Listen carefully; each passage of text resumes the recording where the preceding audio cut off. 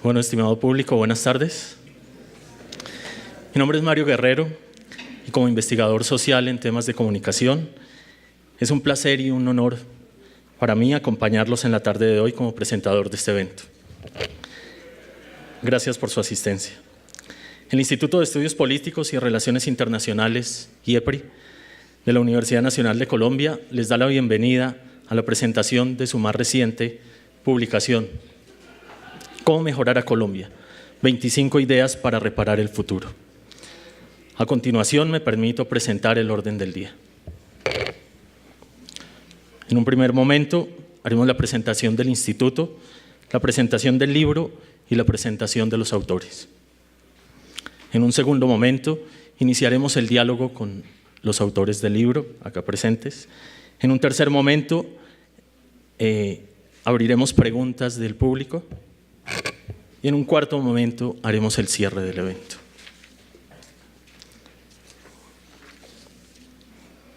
Primer momento, presentación del instituto.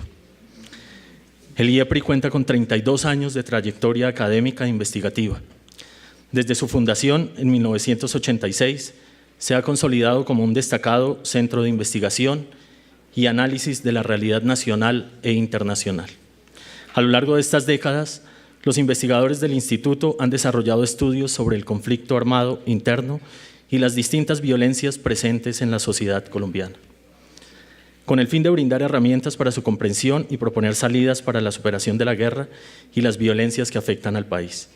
En la actualidad, sus reflexiones están centradas principalmente en la dinámica del posconflicto, sus efectos en el ámbito nacional e internacional y en la consolidación de la paz. Presentación del libro ¿Cómo mejorar a Colombia? 25 ideas para reparar el futuro.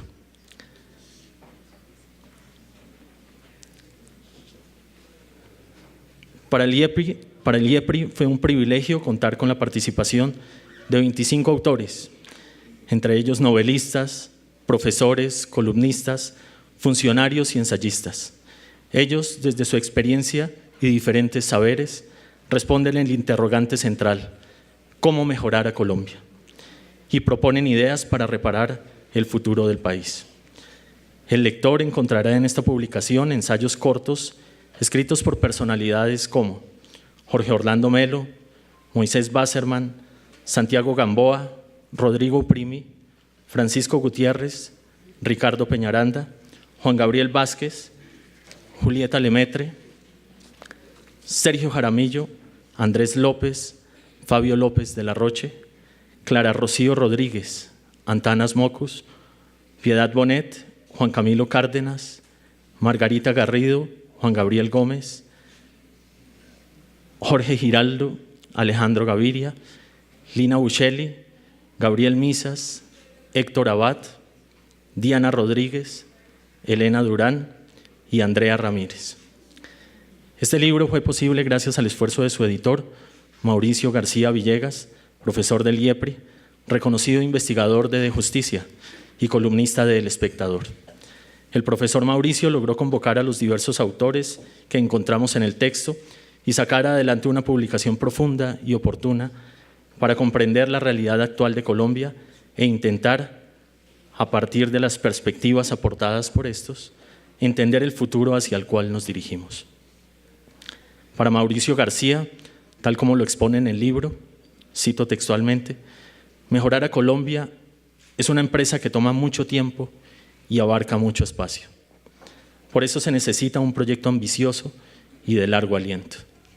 También fue fundamental para que este libro saliera a la luz el apoyo permanente de Fabio López de la Roche, director del instituto, y la participación de Luis Fernando Páez, editor académico de Planeta, casa editorial que desde la presentación de la propuesta inicial de esta publicación manifestó su interés por llevar a cabo el proyecto junto con el IEPRI.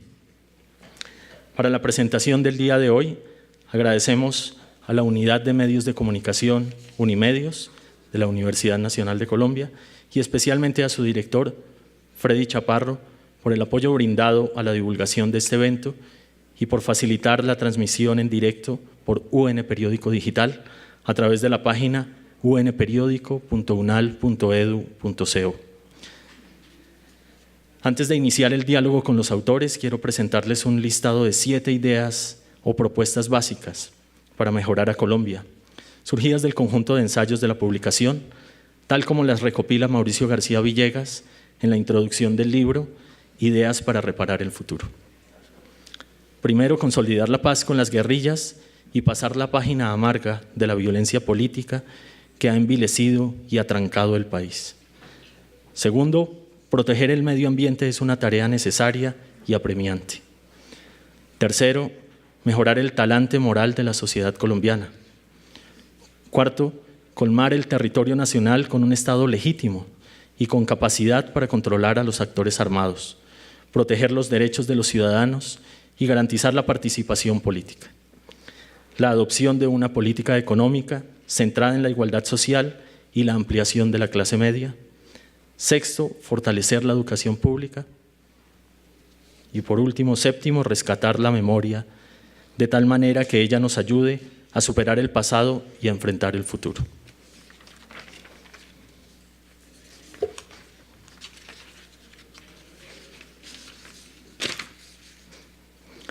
Pasamos ahora a la presentación de los autores que nos acompañan en este escenario. En cada presentación mencionaré el título del ensayo que escribieron para esta publicación. Les pido el favor a los autores que levanten la mano cuando mencione sus nombres para que el público los reconozca. Fabio López de la Roche, director del Instituto, historiador, doctor en lenguas y literaturas hispanoamericanas de la Universidad de Pittsburgh. Su ensayo se titula Reconocimientos y transformaciones en las culturas políticas de la izquierda. Clara Rocío Rodríguez Pico, coordinadora de la Maestría en Estudios Políticos, trabajadora social, doctora en Ciencia Política de la Universidad San Clemente, Sofía, Bulgaria. Su ensayo se titula Reforma a la política, reformas políticas y consolidación de la paz. Mauricio García Villegas, editor del libro, abogado, doctor en Ciencia Política de la Universidad Católica de Lovaina, Bélgica, y doctor honoris causa de la Escuela Normal Superior de Cachan, Francia. Sus ensayos se titulan La promesa incumplida y Creencias y paz en Colombia, escrito con Andrea Ramírez.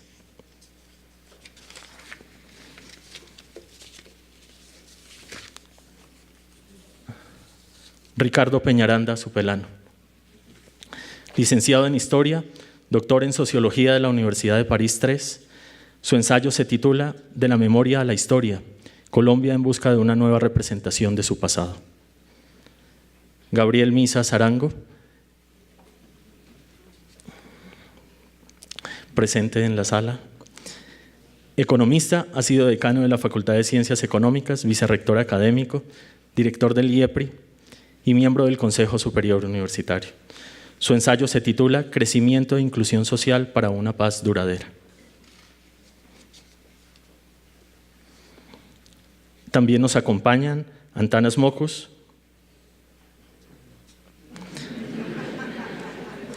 matemático y filósofo, doctor honoris causa de la Universidad de París XIII y de la Universidad Nacional de Colombia. Fue rector de la Universidad Nacional, alcalde de Bogotá en 2 ocasiones, candidato a la vicepresidencia y a la presidencia de la República, presidente de la Corporación Visionarios por Colombia, Corpovisionarios.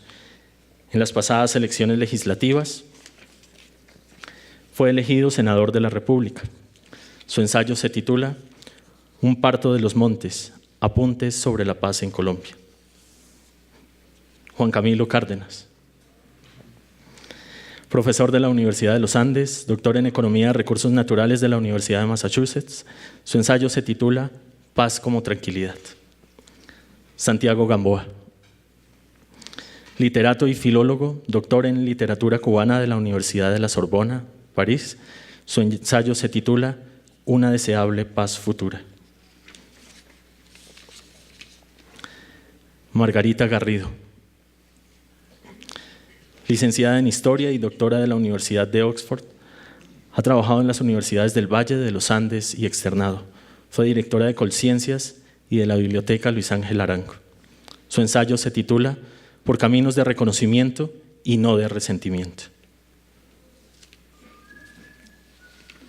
Los mencioné a todos, creo. A ti, perdón.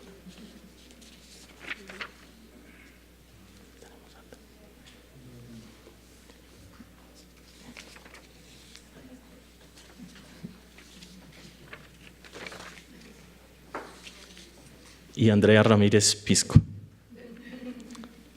Bien. Estadística. Es directora del Observatorio de Cultura Ciudadana de Corpovisionarios. Su ensayo, escrito con Mauricio García Villegas, se titula Creencias y paz en Colombia.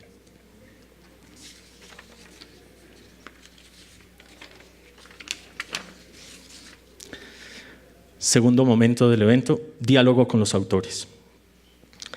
Como nos acompañan un grupo amplio de autores, les pedimos, por favor, intervenciones cortas, aproximadamente de 3 minutos para cada autor, con el fin de hacer varias rondas de intervenciones a partir de las preguntas que formule la moderadora. Posteriormente, después de varias rondas de intervenciones, se le dará la palabra al público para que formule preguntas a los autores. La moderadora de este segmento es la periodista Gloria Castrillón, directora de Colombia 2020, un proyecto del Espectador en asocio con la Unión Europea, que se formula como una campaña pedagógica y periodística para el posconflicto que pretende servir de escenario de discusión para la construcción de país desde las regiones, para cambiar las narrativas impuestas durante décadas de conflicto armado y pensar cómo queremos ver la sociedad colombiana después de la guerra. A Gloria agradecemos su presencia en este espacio. Ella será la encargada de establecer los temas y las preguntas para darle paso a las intervenciones de los autores. Los dejo ahora con la moderadora Gloria Castrillón. Buenas tardes a todos y a todas. Fue realmente un placer y un enorme privilegio que el IEPRI me invitara a moderar a estas personas. La verdad, moderarlos a mí me da pena. Yo no sé cómo voy a hacer para cortar las intervenciones. Esto suena un poco como a debate presidencial, 3 minutos y no más. Obviamente que apelamos al buen uso del tiempo de cada uno de ustedes. No seré capaz de interrumpir absolutamente a nadie. Y creo o espero que podamos establecer una conversación más que una disertación de cada uno de ellos. Pero yo, antes de hacer cualquier alusión al texto, al libro al cual nos vamos a referir, quisiera darle la palabra en primer momento al profesor Mauricio García Villegas. Por favor, le pasamos el micrófono, porque él tuvo la enorme y valiente tarea de editar este libro. No sé cómo hizo, profe, para editar estos personajes y decirles que se circunscribieran a determinado límite, a que hicieran ensayos cuando muchos de ellos tienen una profundidad académica tan fuerte. Pero bueno, de esa labor quiero que conversemos, que nos cuente primero por qué hacer un libro con estas 25 ideas y cómo juntar a estas personas de estilos tan distintos y de disciplinas tan diferentes para contestar una misma pregunta. Buenas tardes. Bueno, muchas gracias. No sé si esto… pues se juntaron muchas cosas, no solamente el esfuerzo mío, sino el de mucha gente para hacer este libro. Yo quisiera, para empezar, agradecer a Planeta y en particular a Luis Fernando Páez, no sé si está aquí presente en la sala, porque de inmediato aprobó esta iniciativa y hizo que las cosas fueran posibles en Planeta. Eso por un lado. Por otro lado, en el IEPRI tomamos la decisión de hacer un libro, en principio era un libro académico, convencional, sobre la paz en Colombia, pero a medida que le fuimos dando vueltas, decidimos hacer un libro más de ensayos y que no comprendiera solamente el problema de la paz, sino que fuera sobre otros asuntos, sobre el futuro de Colombia. Y entonces de ahí surgió la pregunta que le hicimos a cada uno de los autores de cómo mejorar a Colombia. No se trata de un libro sobre cómo será Colombia en el futuro, no es una predicción de cómo será Colombia en el futuro, es más bien cómo cada autor, desde el trabajo que hace, cree que… ¿qué es lo que cree cada autor que se debía hacer para mejorar a Colombia? Esa era la idea central del libro. Pero sí, decidimos varias cosas adicionales. Primero, invitar a otras personas por fuera del IEPRI, con la idea de que no solamente hubiera académicos, sino que hubiese personas de otros ámbitos de la sociedad, novelistas, gente que escribiera desde el Estado, ensayistas, intelectuales, periodistas, etcétera, para que hubiese, digamos, respuestas mucho más diversas a esa pregunta. Y en segundo lugar, una cosa que hicimos que fue, yo creo que muy importante para la lectura del libro, fue pedirle a los autores que no escribieran textos largos y que los académicos no escribieran textos académicos, sino que hicieran un esfuerzo por escribir textos cortos a manera de ensayo. Eso no fue fácil, pero yo creo que finalmente lo logramos y yo creo que el libro es un muy buen resultado en ese aspecto. La idea entonces era que fuera un libro que pudiera leer el público en general y no solamente los especialistas que usualmente leen a los académicos. Esa es más o menos la idea del libro. Bueno, pues por las risas y comentarios que hay por acá entre los autores se nota que no debió ser fácil para algunos de ellos el esfuerzo que Mauricio como editor les pidió. Yo quiero pues básicamente hacer unas 2 o 3 comentarios sobre el libro. Efectivamente es un libro, como decimos los no académicos, que se deja leer muy fácil. Los textos son realmente cortos, dinámicos y tienen unas propuestas, en muchas de ellas muy provocadoras. Algunas de ellas, y lo decía Mauricio en la introducción del libro, parecen demasiado simples, parecen recetas demasiado, sí, esa es el calificativo, simples, pero que se han venido discutiendo durante años en Colombia, la mayoría de ellas. Y yo quiero como apelar a 2 o 3 aspectos que me parecieron interesantes. Uno es cómo la gran mayoría de los autores de una u otra manera cae sobre el argumento de crear una identidad colectiva.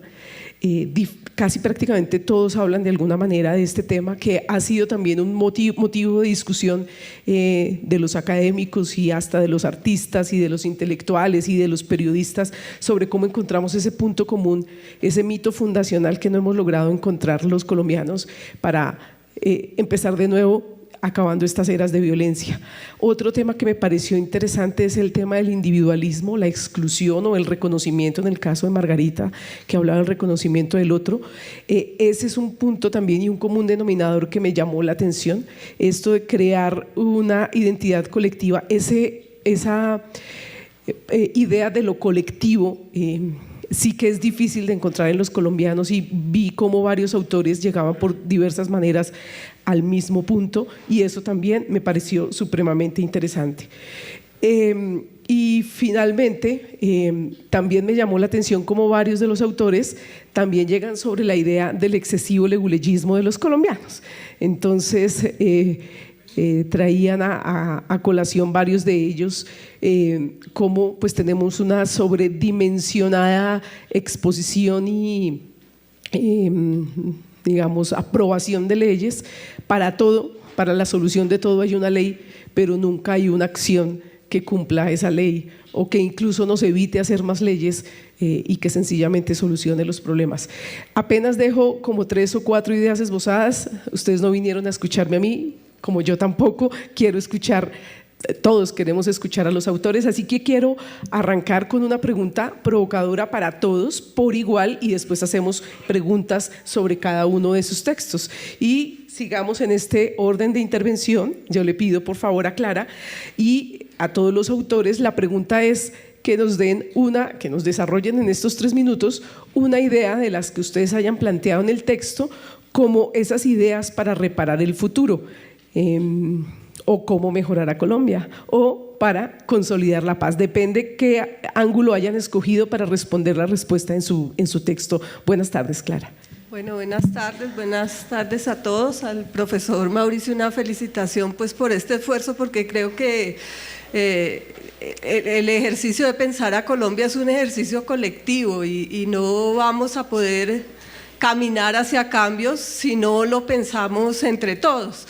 Creo que un poco el tema que yo abordé es, digámosle de alguna manera minoritario y nos lo acaba de señalar nuestra moderadora, porque parte de la pregunta sobre si las reformas políticas podrían contribuir o no a mejorar a Colombia.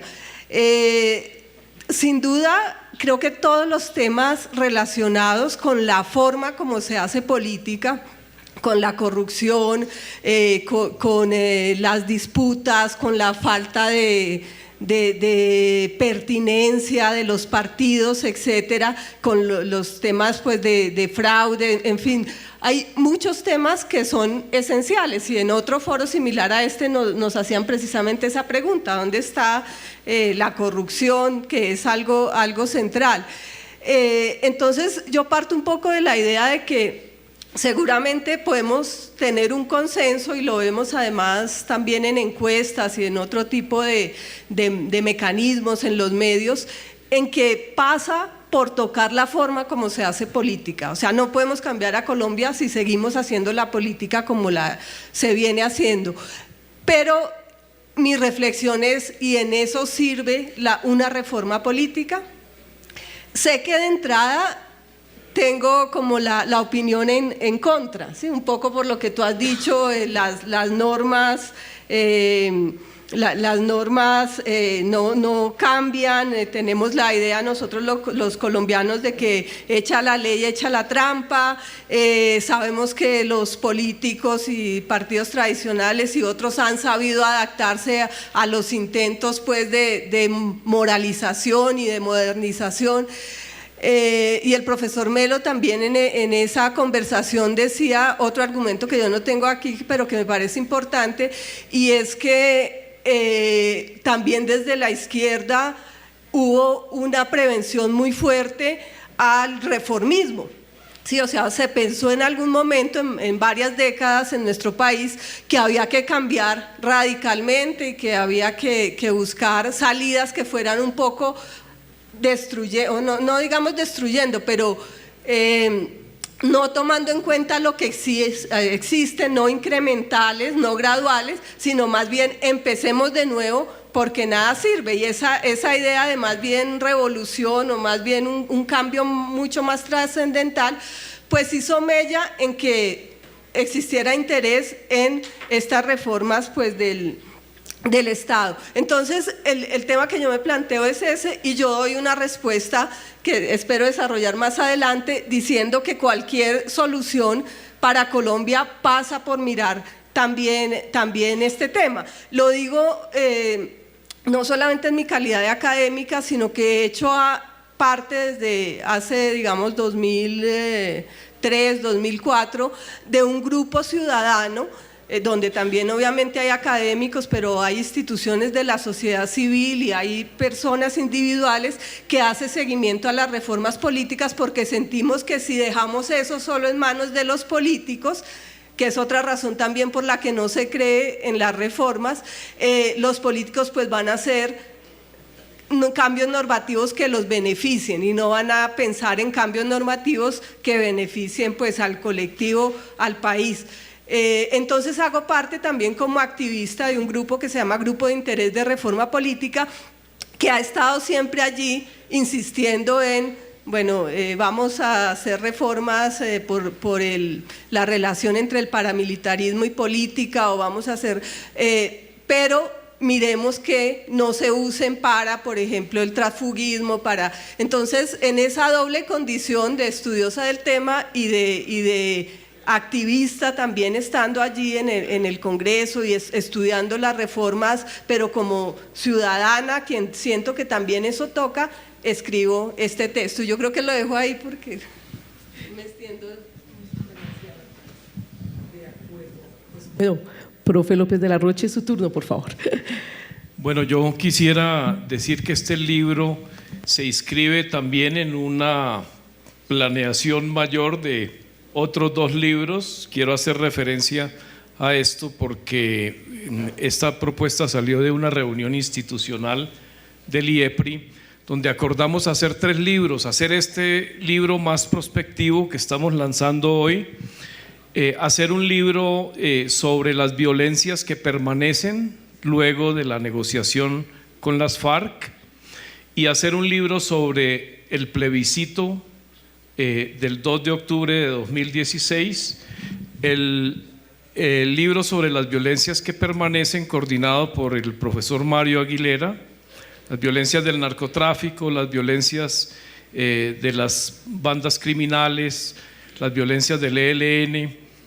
Yo creo que éramos muy optimistas en ese momento y ya unos meses después seguramente ese libro se nos va a complejizar mucho más, y este trabajo obviamente pues va en la tradición del Instituto de Estudios Políticos, de trabajo sobre los temas de la violencia que no podemos descuidar.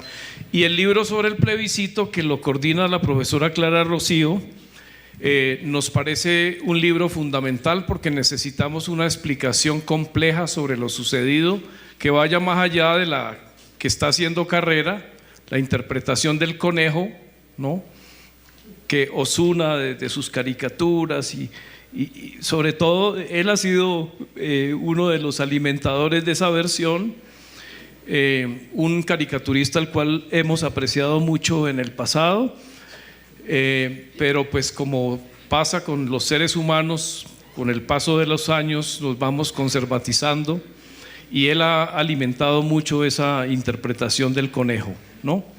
Es decir, de que Santos le puso conejo a la decisión del no. Entonces quería referirme al proyecto de estos 3 libros. Sobre mi contribución al libro, pues parte de mi trabajo sobre los temas de cultura política, durante muchos años he trabajado temas de cultura política de la izquierda, y en los últimos años me ha convocado mucho la reflexión sobre el fenómeno del uribismo. Sobre esos 2 temas pues he escrito 2 libros que han alimentado el debate alrededor del problema de la intolerancia en Colombia, que para mí es un problema que toca profundamente a la derecha y profundamente también a la izquierda, y que tiene que ver con está muy enraizado también con nuestra tradición religiosa. Quisiera decir que siento que el país está muy desquiciado por las herencias de odio y de desconfianza de este conflicto armado y por la degradación del mismo en los últimos 25 años. Creo que eso ha afectado profundamente el pensamiento de todos, ha disparado una animosidad, una sobreideologización de la cultura política, que nuevos odios, ¿no? Si tuvimos que trabajar durante el Frente Nacional los heredados de la violencia de 40s y 50s, ahora nos va a tocar trabajar unos nuevos odios igualmente fuertes. El sentido de escribir este artículo salió de la constatación de un profundo antiizquierdismo en el discurso de los precandidatos y candidatos presidenciales en esta campaña, y de encontrar pues la referencia en ellos a la izquierda casi que como a la escoria de la sociedad, ¿no?, como a lo peor de la sociedad. Y eso me llevó a, obviamente quiero decirlo, lo entiendo también como la herencia de 8 años de sistemática pedagogía del odio de el presidente Uribe contra las FARC, y a menudo contra la izquierda que terminaba asociada a FARC, ¿no? Y toda esta complejidad de lo que yo trabajo en una primera parte, la contribución de las izquierdas a la modernización y a la democratización de la sociedad, pues eso queda profundamente escamoteado en ese discurso de la derecha. Me refiero a la tradición de grupos de estudio, a los estudios sobre la formación social colombiana, a los cineclubes, al sindicalismo, al trabajo en el magisterio, al movimiento pedagógico, a la participación activa de la izquierda en la actividad teatral, en la actividad musical, en las artes, a la organización de la gente para la lucha por sus derechos y a la formación de la gente en una sensibilidad social. Creo que esos valores hay que retomarlos y no siempre las nuevas generaciones tienen conciencia de ellos. Al mismo tiempo, pues soy consciente de que siempre he sido consciente de que la historia y la cultura política de la izquierda tiene que trabajarse en una doble vía, en esa vía de reconocimientos, pero también en una vía de serios replanteamientos que la izquierda tiene que asumir y tienen que ver con temas como la asunción del marxismo como verdad, que se siguen produciendo en las universidades públicas, sobre todo, la relación de la izquierda con la violencia como forma de transformación de la sociedad. Yo pienso que la Comisión de la Verdad tiene que pronunciarse con mucha profundidad sobre esto y que las propias izquierdas deben favorecer una reflexión autocrítica sobre esta idea de la violencia como herramienta de transformación, porque creo que buena parte también de esa estigmatización de la izquierda tiene que ver con la propia degradación de la lucha armada. Al mismo tiempo, pues hay muchas otras sugerencias, solamente quisiera nombrar algunas. La necesidad de desarrollar una cultura de la administración pública, que se le ha dificultado tanto a la izquierda, y el replanteamiento del modelo de la captura del Estado para ejercer el poder indefinidamente, sin oposición y sin relevos, en nombre autoatribuyéndose la representación del pueblo. Concluyendo, mi propuesta creo que coincide con varias de las propuestas de los otros autores. Mi propuesta va en dirección de romper binarismos, capitalismo paradisíaco versus socialismo diabólico, o socialismo angelical versus capitalismo perverso, y sobre todo en dirección a la necesidad de construir confianza. Creo que frente a las derechas que claramente le han apostado en estas elecciones le han apostado al odio, al miedo y a la desconfianza, creo que la izquierda también le ha apostado pero es más visible la versión de la derecha, entre otras cosas porque en la esfera pública tiene más presencia la versión de la derecha que la de la izquierda, ¿no? Tenemos que construir una esfera pública también para el debate de los temas de la izquierda, que no la hay, ¿no? Y termino diciendo que creo que también coincidimos varios autores en la necesidad de que la academia tenga una voz más fuerte en la cultura y que la tiene y que la puede construir a través de una buena relación respetuosa y de doble vía con el campo periodístico. Profesor Antanas Moku, su texto se titula Un parto de los montes, apuntes sobre la paz en Colombia. Por favor, denos alguna de las ideas que esbozó en este texto y luego haremos preguntas más concretas. Bueno, primero un agradecimiento enorme a Mauricio, que insistió en que yo acortara el texto, me hizo incluso sugerencias. Bien. Entonces, a ver,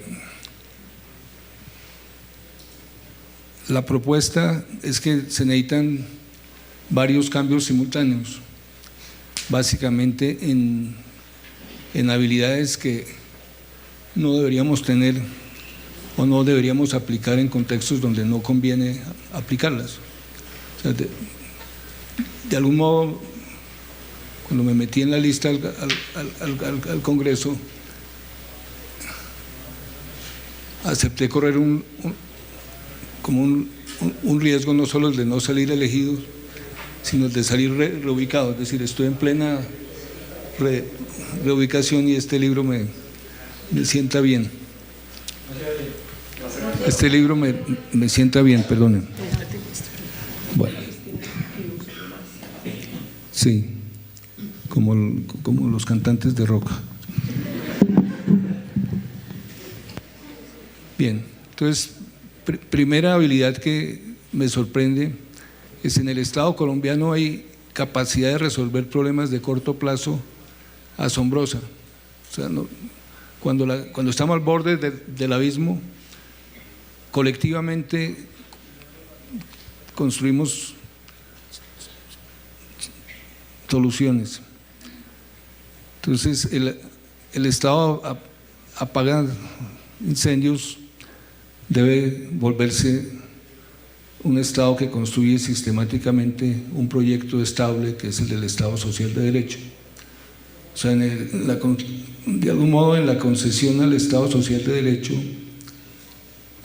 se logró como delimitar cuánto la izquierda tolera la sociedad colombiana. Y si la izquierda y otros sectores no nos agarramos del Estado Social de Derecho, pues reinará la derecha incontrovertidamente. Tengo un punto que leo tal como quedó escrito: evitar las tentaciones populistas y sacar del repertorio político las prácticas clientelistas. Ahí en renglón y medio se explica lo que posiblemente aparezca como segunda vuelta. Bien, la cosa de la combinación de formas de lucha tiene que ver con el primer punto, y yo creo que hay que seguir peleando contra el todo vale. Y ahora estamos peleando contra el todo vale en parte con pura estética, con el peligro de que caigamos en el todo vale. Pero bueno, tal vez algunos de ustedes vieron un video sobre el Chocó y otro sobre una playa. Lo de la playa me pareció un error táctico total, porque yo me retiraba y ayudó a que entrara. Entonces, ahora tengo la esperanza de que Fajardo gane para que me salve del Congreso o reubique, digamos, la aventura del Congreso de otra manera. Bueno, está la ilusión de reubicar las habilidades de los ilegales. Hay un terreno de creatividad y yo sé que esto es totalmente iluso, es decir, es el cuento de Kierkegaard diciendo al falsificador de monedas: usted va a ver en qué lo ubico. Ah, ya, usted puede ser un buen verificador de monedas. Bien.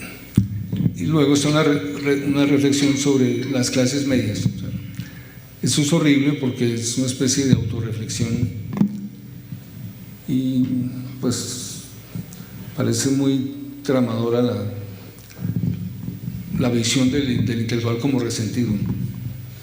O sea, es un resentido chiripudo.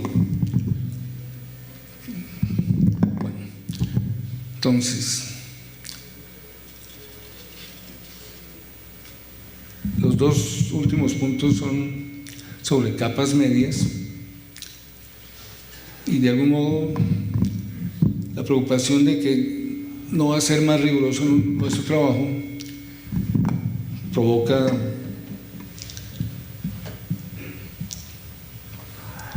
pues, como explica en parte, digamos,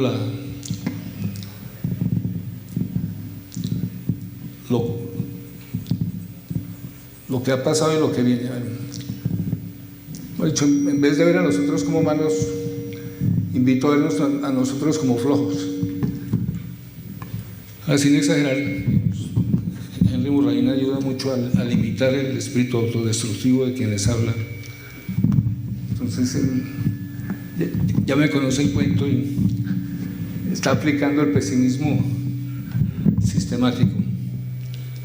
Entonces, estoy donde estoy, en parte por la gente con revolucionarios y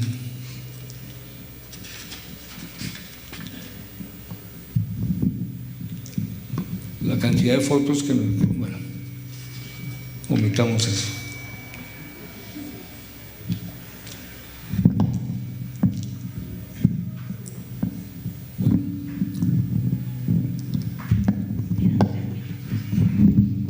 acabaron los 3 minutos.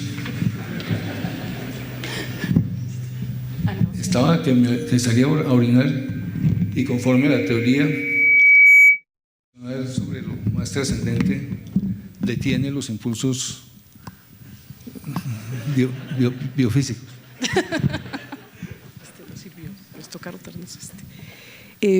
Quisiera decirle a alguien de logística, micrófono no sirve, si es posible reemplazarlo por otro, revisar las pilas, porque con uno solo de pronto nos enredamos un poco. Gracias. Gracias, profesor Mockus.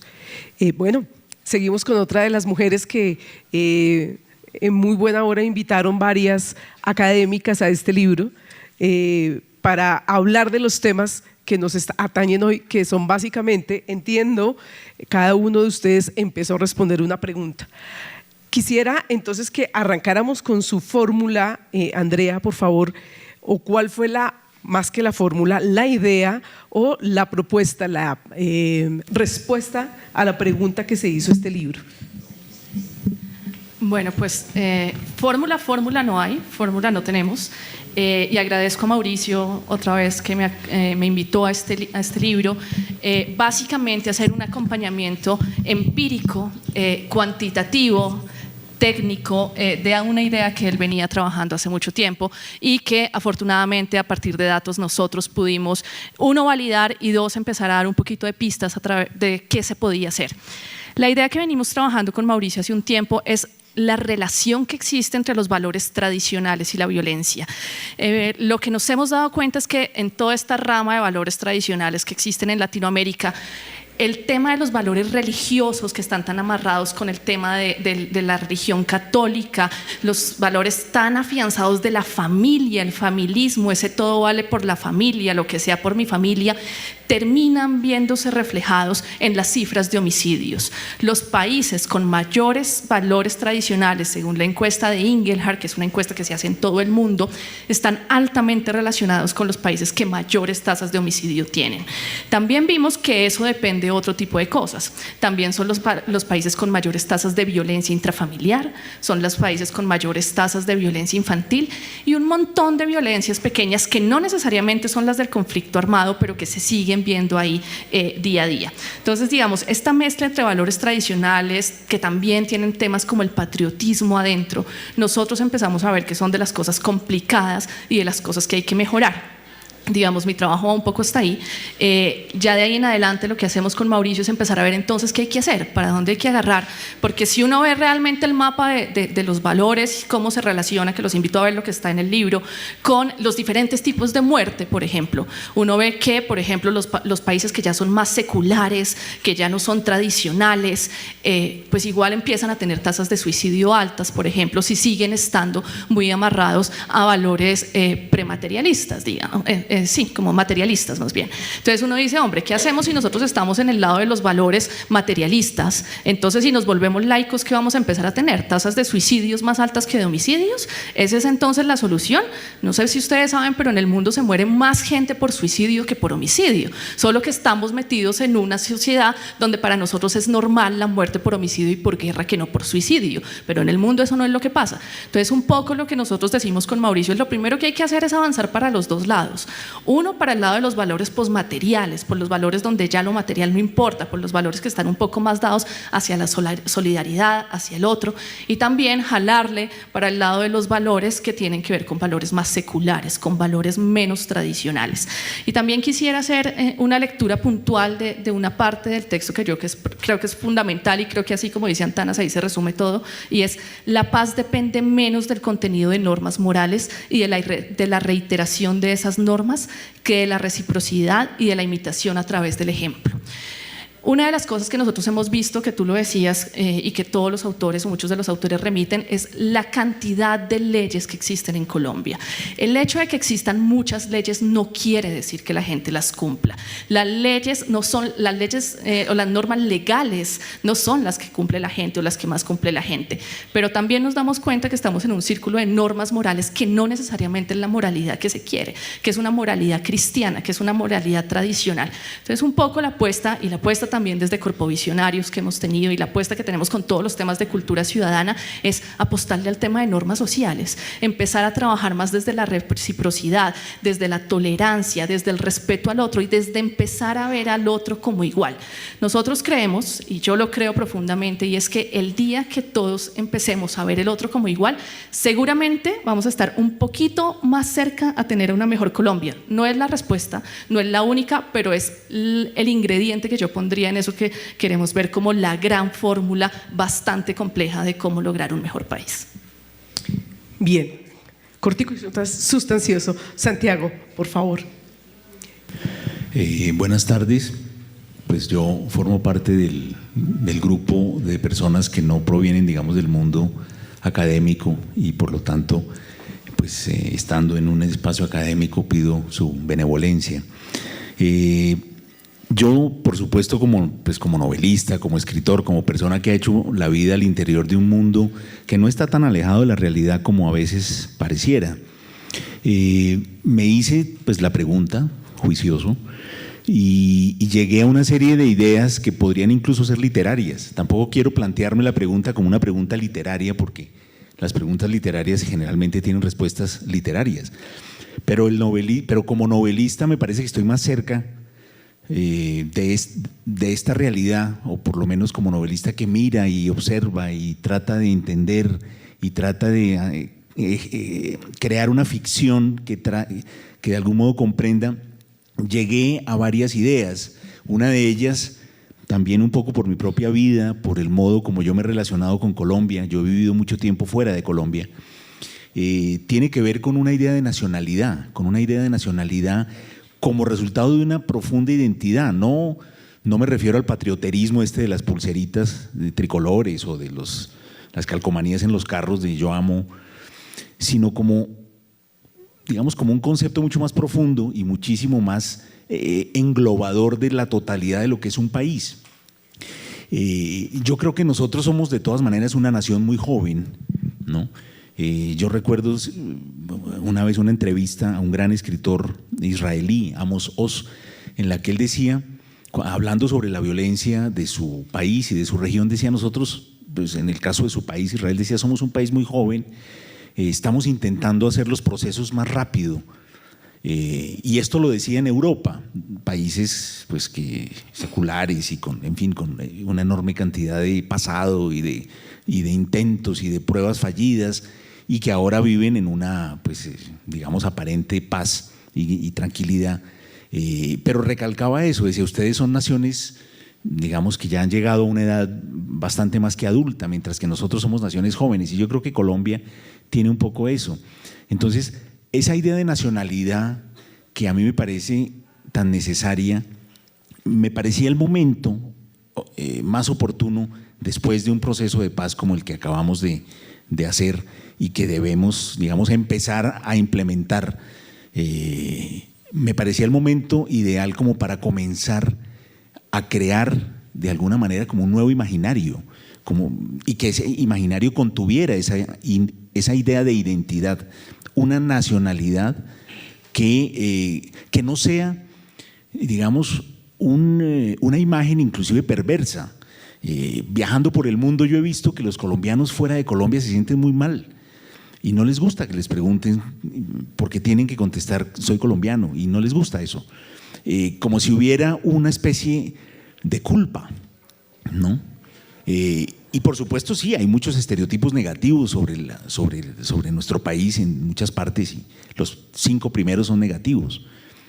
Pero por ejemplo el proceso de paz es algo que involuntariamente ha sido una de las operaciones de marketing más grandes que ha hecho este país. El proceso de paz gusta mucho en todas partes.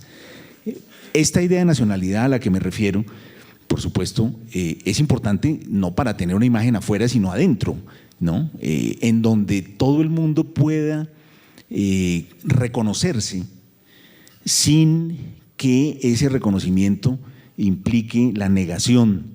Yo creo que Colombia, ahora que vivo hace 3 años en Colombia, he experimentado lo fuertes que son los regionalismos, y son muchísimo más fuertes a veces los regionalismos que la idea de nación al interior de Colombia. Eso me recuerda a algunos otros países que he conocido en donde eso también impide como la idea de una formación de una idea de nacionalidad fuerte, ¿no?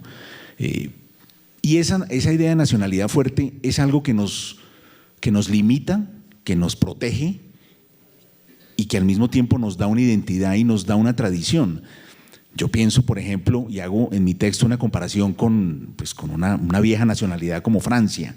O sea, un francés se siente limitadísimo porque él obedece las reglas de una manera estricta. Toda esa concepción, que es un poco imaginaria, pero que también proviene de una larga historia, lleva a que un señor se detenga, y eso el libro de Mauricio García me lo recordó muchísimo. Aquí una persona en un automóvil se detiene ante un semáforo en rojo a las 3 de la mañana en un cruce en el que no hay nadie. Al hacer eso, esa persona está respetando los límites que le impone el pertenecer a un conglomerado humano que tiene una idea muy poderosa de nacionalidad. Y si ese señor se mete en un lío en otro país, su nacionalidad lo salva y lo ayuda, y entonces irán y lo traerán de vuelta si es necesario. Es decir, es una nacionalidad que limita, pero que protege, que educa, que te da salud, que te da sanidad. Eso es lo que yo aspiro. Bueno, yo muy joven me fui de Colombia y me formé en la España de Felipe González en los años 80 y después en la Francia de Mitterrand. Por lo tanto, pues para mí, de manera muy natural, la mirada que yo tengo se une a esa idea de un socialismo en donde hay oportunidades para todos y en donde todas las personas tienen acceso por igual a la educación, etcétera. Ahí es donde yo creo que se construye esa idea de nacionalidad, que luego se representa en respeto, se representa en el todo vale del maestro y profesor Mockus. El todo vale también es una expresión de ausencia de esa nación que me da límites, pero también me protege. Y como no la tengo, me la tengo que inventar yo. Y la tengo que construir yo. Yo tengo que construir mi propio espacio de seguridad. Y detrás de esa idea del espacio de seguridad propio individual, pues está la corrupción, está esa absurda y obsesiva necesidad de enriquecerse, ¿no? Para tal vez crear esa necesidad, para crear esos muros de protección.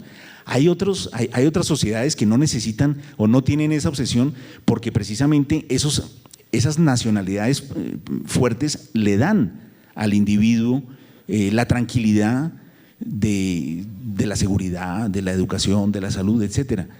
No solo para él, también para sus hijos, para sus padres, ancianos, para todo el mundo. Entonces, esta idea de nacionalidad, de padre, es casi como dentro de la simbología un poco literaria, también podría ser un poco como esa idea de un padre protector que provee, limita, pero al mismo tiempo protege. Es un poco, por eso yo lo llamo, lo que nos pasa, o lo que yo veo que le pasa un poco a Colombia, yo lo llamo un poco como el complejo de Telémaco. Es decir, es la búsqueda, la espera, la ausencia de un padre que te protege y te limita, ¿no? Versus, por supuesto, viejas naciones que lo que tienen es más bien ya un padre excesivamente autoritario y del que se quieren tal vez ya independizar. Hay otras naciones que tienen estas ideas de nacionalidad muy fuertes y que lo que quieren es todo lo contrario, lo que quieren es ya sentirse libres, pero bueno, ellos están en otro momento. A esas naciones yo las reconozco un poco como con la carta al padre de Kafka, ¿no? Que están en contra del padre. Pero de un lado tenemos a Telémaco con ganas de que llegue su padre y esperándolo, y del otro tenemos a un joven Kafka que ya no se soporta más a su padre autoritario. Y bueno, son dos momentos en la historia, pero yo pienso que nosotros tendríamos que empezar a buscar pasar de uno a otro, ¿no? Algo así como o inclusive, pues en términos de la espiritualidad, yo no soy creyente, pero formo parte de una cultura que incluye la religiosidad. Es un poco como el Evangelio de San Juan, en donde vemos a este pobre hombre en una cruz mirando hacia arriba y diciendo: ¿por qué me abandonaste? ¿A quién le está diciendo eso? Al Padre. Y la religión, entre otras cosas, provee un padre a quien, o una idea, una noción de padre. Entonces, a mí me parece que eso también, además en Colombia, en un país en donde la La orfandad es tan grande precisamente por la violencia que hemos... Recuerden que uno de los libros más importantes que se ha publicado acá y más leídos es precisamente el asesinato de un padre. Me refiero al olvido que seremos, de Héctor Abad. Es decir, esa idea de la nacionalidad como algo que nos limita, pero al mismo tiempo nos protege y nos da una identidad. Gracias, Santiago. El turno así, rapidísimo, para el profesor Juan Camilo Cárdenas, cuyo ensayo se llama Paz como tranquilidad. No pareciera el título de un ensayo de un economista. Bueno, ya lo han dicho varias personas, pero quiero darle las gracias a Mauricio por la invitación a esta oportunidad de desarrollar además una idea, y aquí los agradecimientos también a la Universidad Nacional, porque de pronto Antanas, que está aquí, y Henry Murrain, que están acá, recordarán hace un par de años, empecé a desarrollar precisamente en un foro que ellos organizaron aquí en la universidad esa idea de los bienes universales y de la paz como tranquilidad. Y la propuesta central del ensayo es que dejemos de pensar la paz como un problema de seguridad y pensemos en la paz como un problema de tranquilidad. Y hay una serie de detalles, de definiciones de por qué tenemos que salirnos de pensar la paz como seguridad, pensarla como tranquilidad. Y déjenme resumir en un par de argumentos. El primero es que llevamos un periodo grande en este país en pensar el problema de la paz como un problema de seguridad, que nos ha llevado a una búsqueda de soluciones que en mi opinión han sido erradas o incompletas, y es buscar el problema de la seguridad a través del mercado, a través del Estado, y en ambos casos han sido mercados fallidos y estados fallidos para proveer la paz, porque la seguíamos entendiendo como un problema de seguridad. Cuando hablo de mercados del Estado fallido, es que el Estado no es capaz de proveer la seguridad de la vida y de la propiedad y de los bienes y de la integridad de las personas, y al ser un Estado fallido aparece el mercado a tratar de suplir eso, y lo suple de formas terriblemente equivocadas, incompletas y tergiversadas. Y entonces aparecen los mercados privados de la seguridad, en donde hasta las universidades públicas como esta y las universidades privadas donde yo trabajo tienen que recurrir a contratar empresas privadas para proveer seguridad dentro de su campus, donde la gente tiene que contratar a través del mercado y se vuelve una industria muy grande de proveer seguridad a través de empresas de seguridad para cuidar los bienes y la integridad de las personas. Y otros mercados ilegales en donde se forman también proveedores de seguridad a través de la extorsión y de las amenazas y de grupos criminales que empiezan a ofrecer a través del mercado, y a veces hasta con figuras de franquicias y demás, el caso de proveer la paz supuesta como seguridad.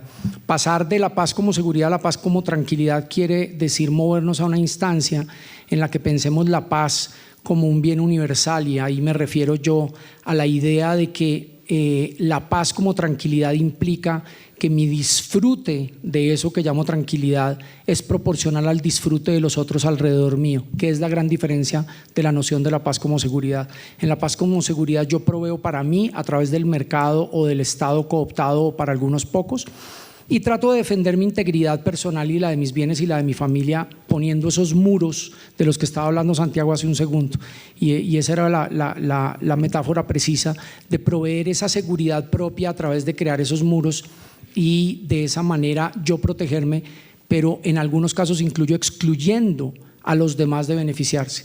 Cuando entendemos la paz como tranquilidad, la entendemos en la medida en que mi disfrute es proporcional al disfrute de los demás alrededor mío, y para eso no es suficiente pensarlo a través del mercado del Estado, sino pensarlo a través de la comunidad. Y de la comunidad quiere decir que tenemos que construirlo desde la misma sociedad, y construir paz desde la misma sociedad va a requerir, y ese es el segundo punto grande del texto, desde la confianza interpersonal.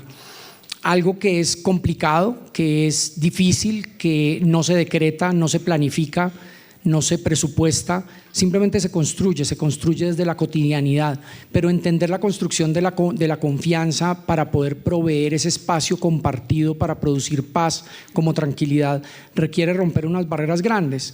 El ensayo de Andrea y de Mauricio sobre el tema de los principios que rigen una sociedad y cómo están asociados, por ejemplo, al familismo, y de cómo de preferencias muy grandes hacia el familismo y a la confianza entre las personas muy cercanas, pero a medida que las personas se van alejando de nosotros va desvaneciéndose la confianza interpersonal. Es muy característico del mundo entero, eso es universal, pero en el caso colombiano esa caída es muy rápida, muy vertiginosa y muy en niveles muy bajos.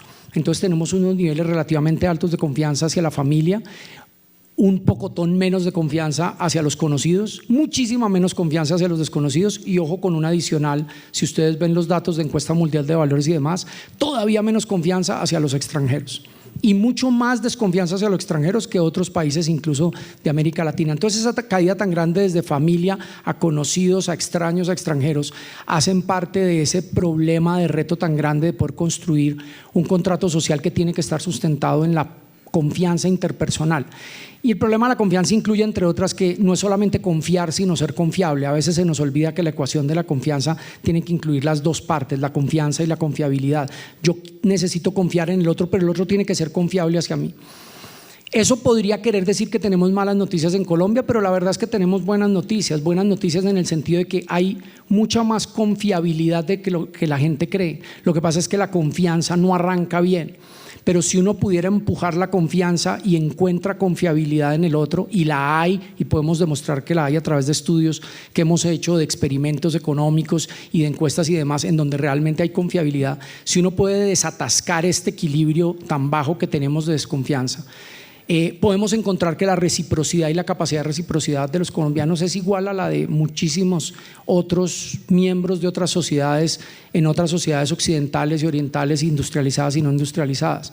El problema con la confianza es cómo salir de ese equilibrio malo a un equilibrio mejor, en el que podamos disparar ese círculo virtuoso de confianza, reputación, reciprocidad, y que vuelva y alimente ese círculo virtuoso de la cooperación, que en últimas es el que nos puede sacar de ese estancamiento de desconfianza generalizada.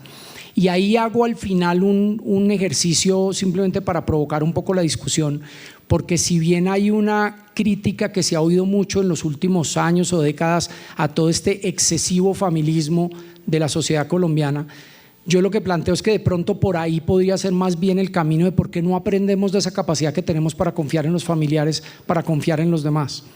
Entonces de pronto no se trata de construir una sociedad tan laica en donde esa escalera tan vertiginosa se vuelva horizontal, en que tengamos igual de confianza en otros, sino aprendamos de esa altísima confianza que tenemos de la familia y por qué no la podemos comenzar a transportar y extrapolar a otras instancias.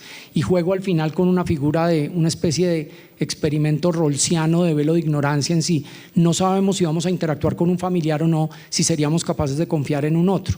Y alrededor de esa idea, de ese experimento rolsiano, podíamos desarrollar eso. Y cierro simplemente con una posible pregunta que nos podíamos hacer todos y que yo la hago en muchos escenarios, y es que es increíble cómo nosotros somos capaces de dejarle las copias de las llaves de nuestra casa a un familiar que puede estar viviendo a 2 o 3 horas en bus.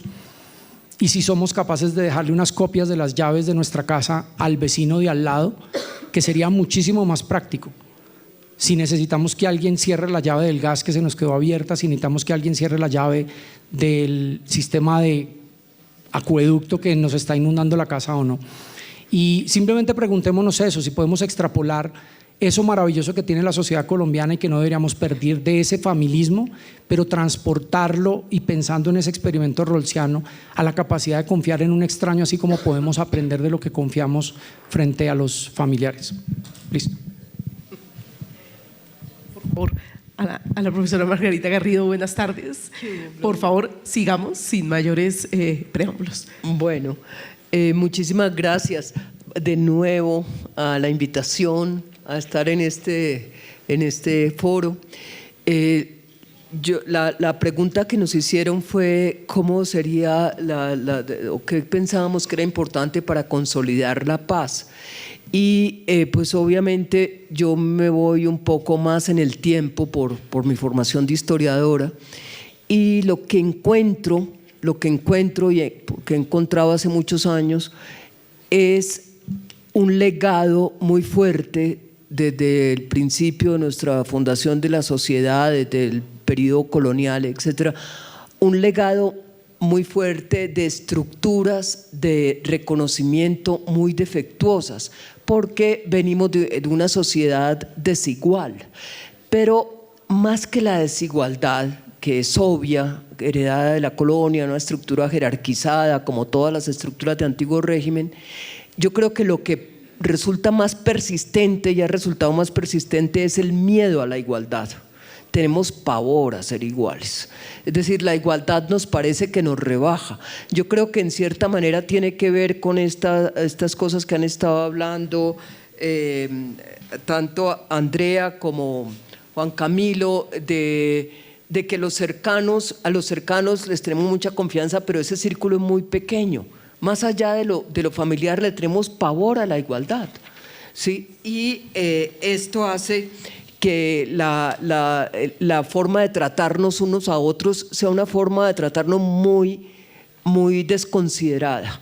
O sea, con cero reconocimiento, con primero estructuras de castas, después estructuras de razas, estructuras de clases, pero esas estructuras de clases están naturalizadas, como si las personas fueran naturalmente de una posición económica o social. O sea, la lógica de la raza, ¿sí?, que es algo que no existe, como está bastante bien demostrado, pero la lógica de una diferencia natural aparece como que se hubiera prolongado persistentemente en el tiempo, como si las diferencias sociales nos hicieran diferentes naturalmente. Esa naturalización de las diferencias creo que está metida en las estructuras nuestras, en las estructuras de reconocimiento o de no reconocimiento, y tiene mucho que ver con los sentimientos en que nos tratamos. Vivimos sintiendo que no somos reconocidos donde debemos ser reconocidos. Despreciamos muchísimo, nos despreciamos muchísimo, y el desprecio crea resentimiento. Y no estoy pensando solamente en los que se les dicen resentidos, que generalmente es a los personas de menos recursos o que están más abajo en la escala social. No, el resentimiento de los de arriba es insoportable. El usted no sabe quién soy yo es un puro resentimiento, es que no me da el lugar que yo merezco, no me mira como yo espero. Entonces el resentimiento parece ser un sentimiento muy, muy metido en nuestras relaciones, y parece que los vínculos entonces fueran de ese sentimiento, de esos sentimientos morales negativos. Yo creo, como historiadora, que ha habido momentos extraordinarios en que estas estructuras han sido removidas. El reconocimiento del pueblo soberano, por ejemplo, con un lenguaje maravilloso a principios del siglo XIX, fue un momento que pudo haber sido, fue en algunos casos muy especial. De hecho, esa idea de ser pueblo soberano persistió, y a mediados del siglo XIX, aquí el historiador está opinando, a mediados del siglo XIX tenemos esa gran ventana que se abre con la abolición de la esclavitud. Sabemos muy poquito de ese periodo. Es un periodo en que se construyeron realmente unas comunidades muy, muy autónomas en algunas partes. Inclusive hubo muchos elementos de igualdad. Es el momento en que Candelario Obeso le canta la igualdad. Ese siglo XIX, me detengo un poquito en eso, pero luego se cierran las ventanas, entre otras cosas por el absolutismo de ese liberalismo. Es un liberalismo absoluto que impone a todo el mundo, y el que no está de acuerdo se fue.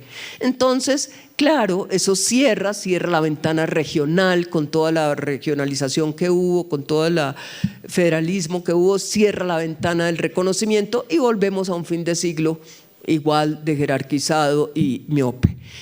Tenemos el momento de 1910, que es el reconocimiento del otro partido político con la ley de minorías. También, no casualmente, se cierra el ciclo de guerras civiles y se abre un periodo duradero de tranquilidad hasta la famosa violencia del 48. Entonces, bueno, un poco antes empiezan los desórdenes, pero la idea es fundamentalmente estructuras de reconocimiento tienen que cambiar, el miedo a ser iguales tiene que cambiar, y ya me pasé los minutos.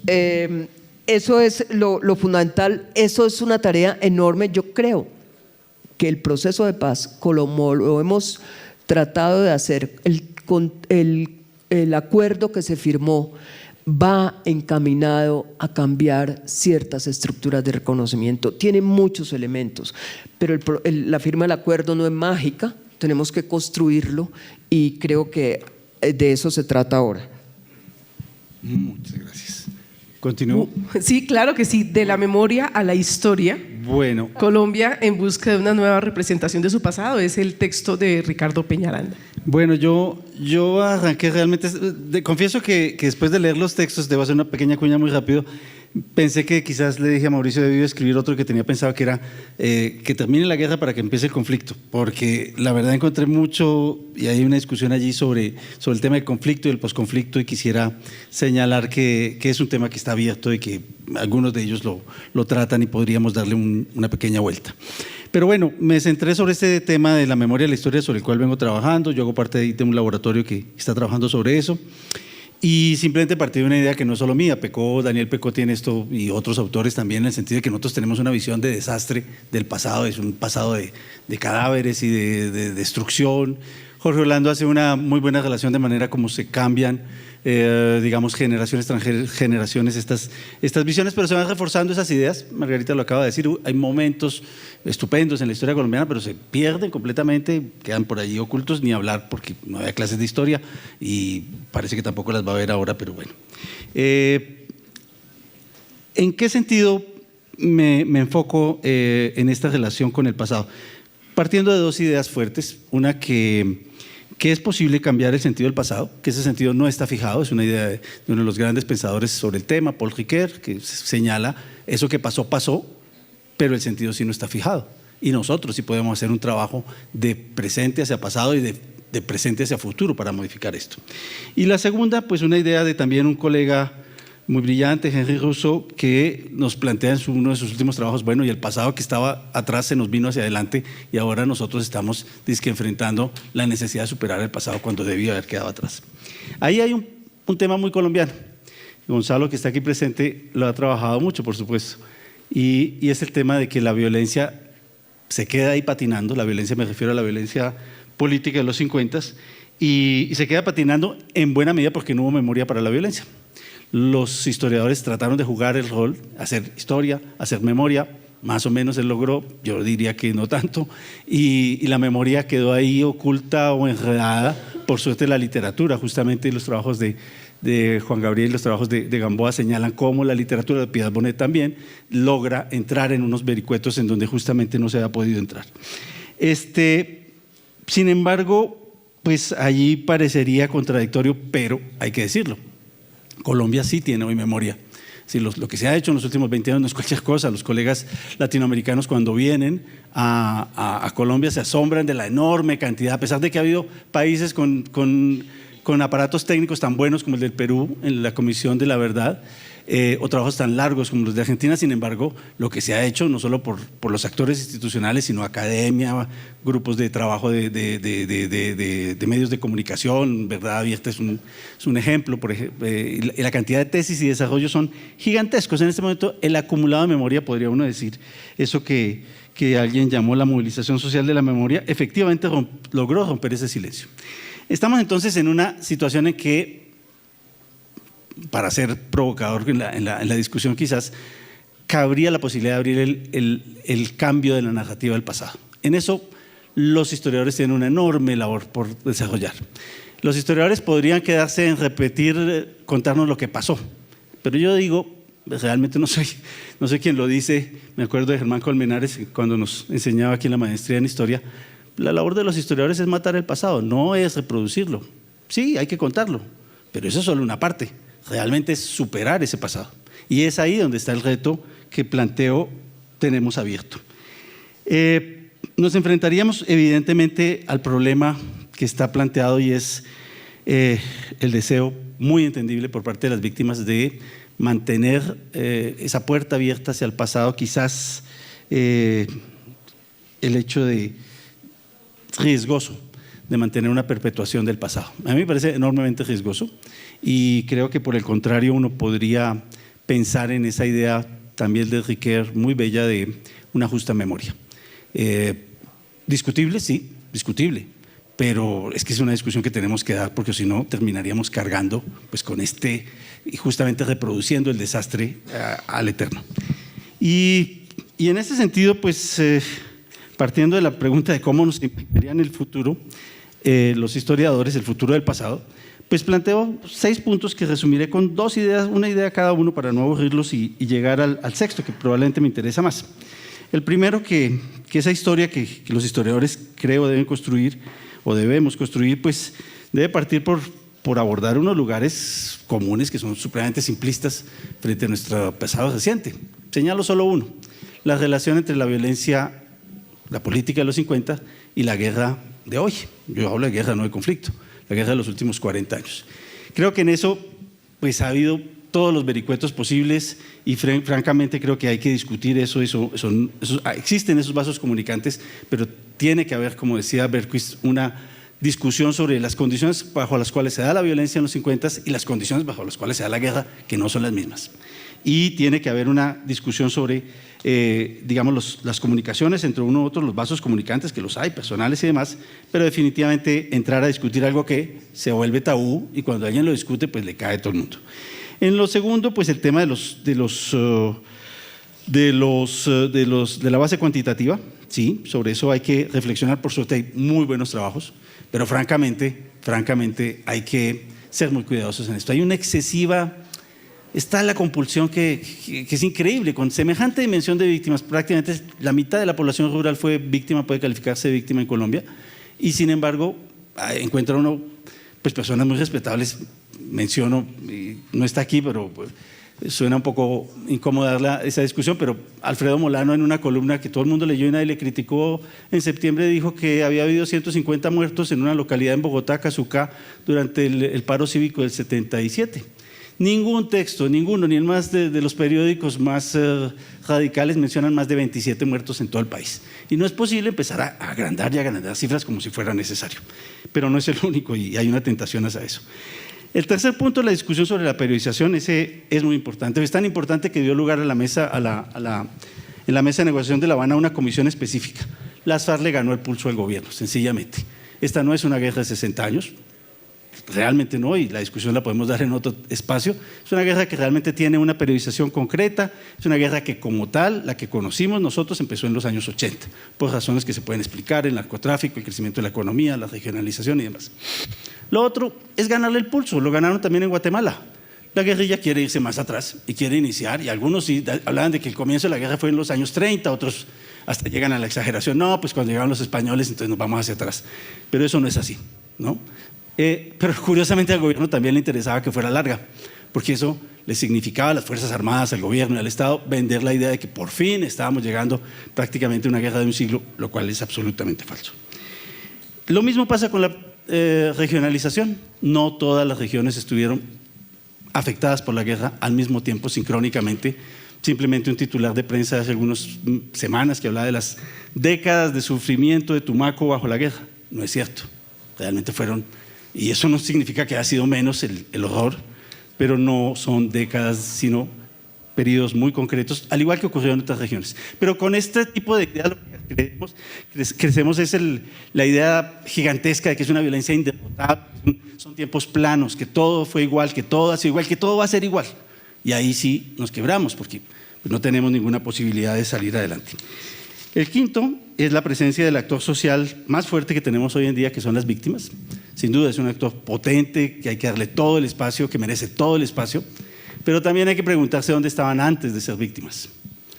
Es decir, hace muy poco, en un trabajo realizado para el Centro de Memoria, dialogamos con unas víctimas que nos decían, estamos con periodistas, mire, si no me hubiera pasado lo que a nosotros nos ocurrió, una mina que nos destrozó, ustedes no estaban aquí hablando con nosotros. Entonces, nos visibilizaron con la guerra, nos visibilizó la violencia. Y hay que preguntarse entonces por la vulnerabilidad, por dónde estaban, por qué pasó, y de alguna manera pensar en una memoria para el reconocimiento y el problema que eso significa. Y el último, que me interesa mucho, sobre todo porque muchos de los autores, los presentes y los que no están, se refieren a la necesidad de crear una idea fuerte, una idea nacional, algo que nos una, bueno, que nos una no, sino que nos identifique por lo menos, desde muchos ángulos. Y yo creo que es la centralidad de la resistencia. Cuando alguien le pregunta a ustedes por qué se llegó al final de la guerra, por qué terminaron la guerra, la mayoría se va por la idea que presentaron los periódicos, ¿cierto? La guerrilla derrotada, las limitaciones y sin embargo, cuando entregaron el armamento que entregaron, el general argentino estaba enormemente asombrado sobre su capacidad de fuego, la que todavía conservaba. Y por el ejército también se van por, bueno, los logros, la inteligencia militar, etcétera, etcétera. Pero parece como un juego entre los armados. Se olvidan de la sociedad, sencillamente. Hay una larga historia de resistencia que empieza incluso desde los intelectuales, la Carta de los Intelectuales del año 98, si no estoy mal, pero también de la movilización local, es decir, salir a hacerle frente a los actores y moverse, por ejemplo, desde Jambaló hasta Cali, pasando bajo los retenes de las FARC y luego los del ejército y llegar hasta Cali a protestar contra el presidente Uribe en 2005, si no estoy mal. Eso no era cualquier cosa. El Premio Nacional de Paz registra miles de experiencias, y eso le fue bajando el piso y le fue quitando. Antanas desarrolló movilizaciones muy importantes en Bogotá, está la movilización contra el secuestro, y la sociedad parece como convencida de que no, que el pacto lo hicieron allá arriba y que los demás no hicieron nada. Los historiadores sí pueden hacer un énfasis, y creo que este sería un énfasis potente. Alguien me diría, no, está tratando de inventarse un cuento. No, pues sí, está tratando de inventar. Es que los historiadores inventan cuentos. Y inventan cuentos, pero inventan cuentos creíbles, inventan cuentos fuertes, inventan cuentos que la gente termina pues identificándose con eso. Y a mí me encantaría que la sociedad colombiana terminara identificándose con una idea de que participó en esta salida y que no simplemente fue un actor ahí quieto mirando por televisión cómo firmaban o no firmaban. Termino de pronto diciendo que queríamos, digamos que quisiéramos imaginar esa nueva relación con el pasado y evitar que se construyera una historia que es la que creo que sería el enorme riesgo, y es la historia de un país atrapado por ciclos de violencia. Está la Casandra esa que anda por ahí rondando, que ya incluso se habla de que, miren, ya el ciclo está empezando otra vez, entonces ya vamos a caer en el siguiente, ¿sí? Fíjese que es así. Y eso hay que romperlo, y creo que podemos hacerlo, y yo francamente tengo la esperanza de que la historia que escribamos no sea esa de los ciclos de violencia, sino la del país que luego de décadas de confrontación logra finalmente salir de la violencia, en donde la sociedad tiene un protagonismo. Nos dieron hasta las 7:30. Yo le tengo 3 preguntas a cada autor y me imagino que ustedes deben tener por lo menos unas 3 también, mentiras, pero tenemos varias preguntas. El tiempo realmente corre muy rápido, pero antes de pasar a la sección de preguntas, necesitamos darle el tiempo necesario al profesor Mauricio García Villegas, quien lo primero que hizo fue explicarnos cómo se hizo el libro, pero no le dimos tiempo de que nos hablara de su texto que escribió, y pues aquí sí no podemos pasar por alto ese detalle, profesor. Y aquí me atrevo yo a meter la cucharada directamente, porque creo que pues parte central de su argumento es que la construcción del Estado en las periferias es una de las urgencias para consolidar la paz, y habla que debe hacerse con orden, imponiendo el orden, pero respetando los derechos humanos, la legitimidad y garantizando que haya participación ciudadana. Y efectivamente hace toda la disertación alrededor, pero quisiera provocar con una pregunta, profesor. ¿Por qué ha sido imposible que el Estado haya construido Estado en la periferia? ¿Es realmente inoperancia, incapacidad? ¿O lo ha hecho a propósito? Las élites y los gobernantes lo han hecho a propósito. ¿Me permiten por favor el micrófono? ¿Lo han hecho a propósito o es una combinación de las dos? Yo me atrevo a dejarle esa pregunta para que por favor arranque su presentación. Bueno, brevemente porque ya está muy tarde. Yo tengo un texto en el libro que es bien políticamente incorrecto, porque es una defensa del orden, y si algo no tiene mucho sex appealing en este país es el orden y los deberes como parte de ese orden.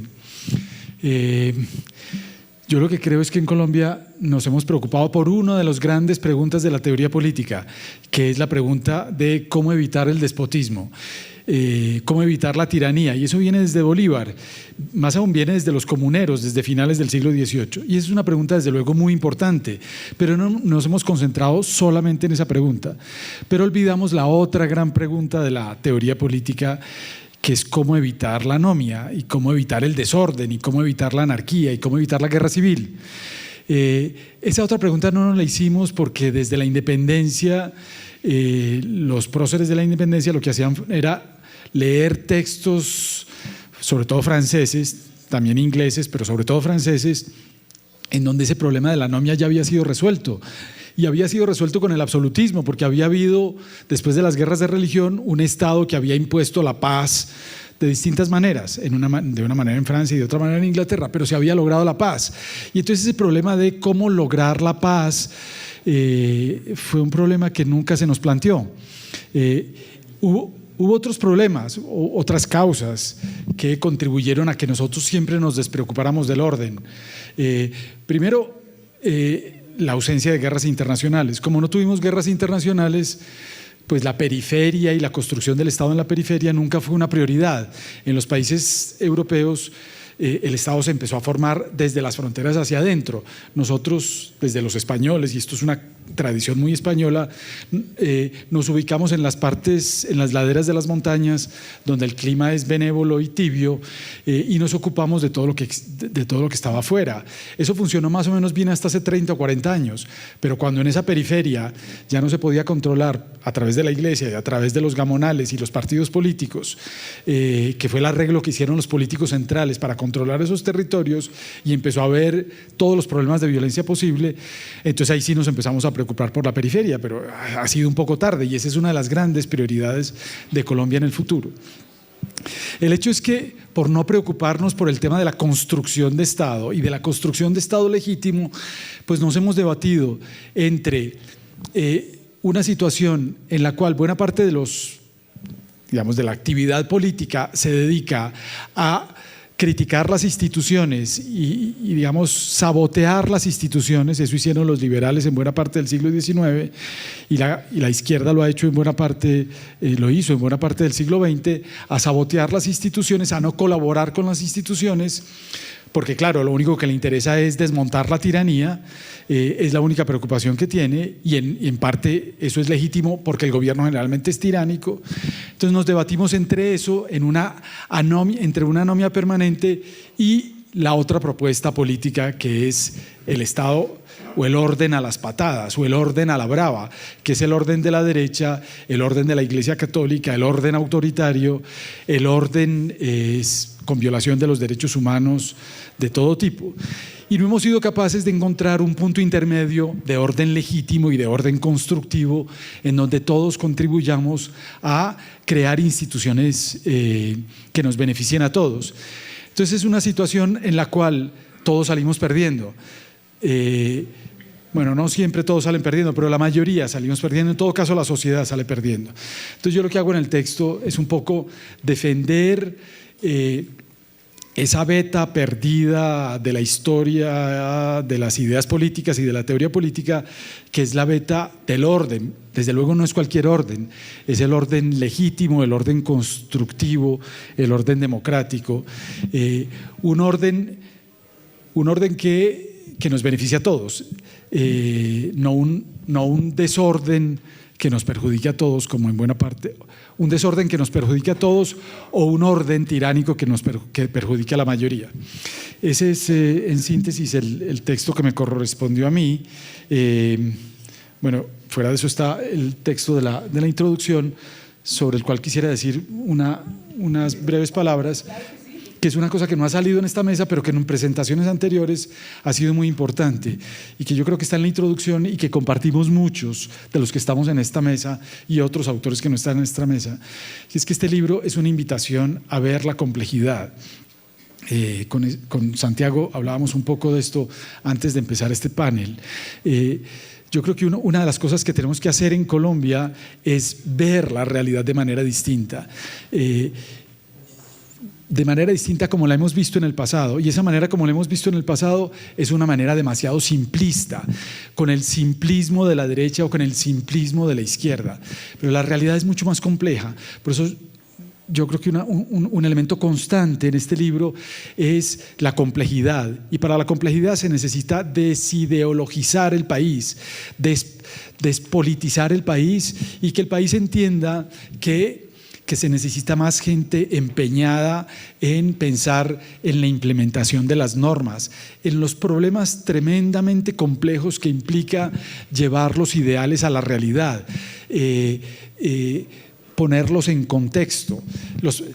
Eso implica problemas de todo tipo, problemas científicos, problemas técnicos, problemas administrativos, y para eso no es un problema ideológico, es un problema de implementación. Los ingleses lo saben muy bien, pero nosotros somos más herederos de la tradición francesa y sobre todo de la tradición española, que cree que cuando uno se pone de acuerdo sobre los ideales, todo está resuelto y el resto llega por añadidura.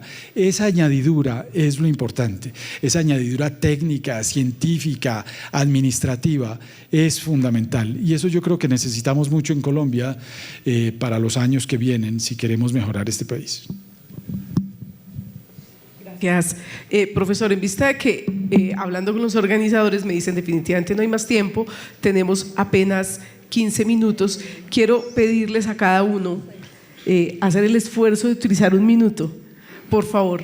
Ya no para responder una pregunta, porque nomás haciendo las preguntas para cada uno de ustedes se nos va el doble de tiempo, pero quiero pedirles un mensaje final para no caer en la desesperanza, que es finalmente, creo, en lo que todos nos sentamos a leerlos y a escucharlos a ustedes.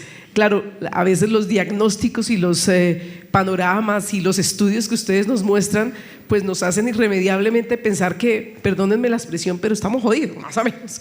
Es decir, estos temas que hemos hablado del miedo a la igualdad, de no ser capaces de confiar en el otro, ni siquiera de manera interpersonal, pero el Estado tampoco confía en sus ciudadanos ni sus ciudadanos en el Estado, el enorme individualismo que nos lleva a establecer esas barreras para proteger los bienes que consideramos son nuestros sin pensar en el colectivo, la complejidad de la cual nos acaba de hablar el profesor Mauricio García, y también pues esa enorme necesidad de que las normas que construimos cada día se hagan realidad, y cómo, a pesar de, nos lo explicaba la profesora Clara en su texto, que hace una muy buena revisión de reformas políticas que hemos hecho, a pesar de que lo hemos intentado todo, hasta el borrón y cuenta nueva que fue la Asamblea Constituyente que dio nacimiento a la Constitución del 91, no pudimos hacerlo, no hemos encontrado esa reforma política que logre el consenso y ese pacto de paz que hemos estado buscando durante estos años.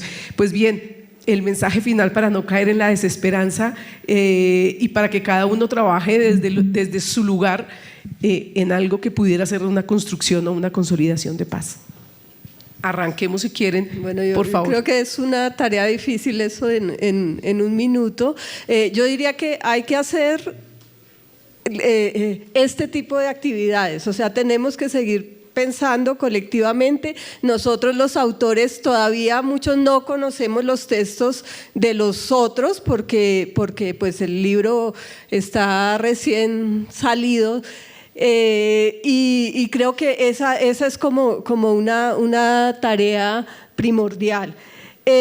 No sé, pues en mi tema me queda mucho por decir. Yo lo que hago es mirar lo que fue el proceso de paz para las reformas políticas.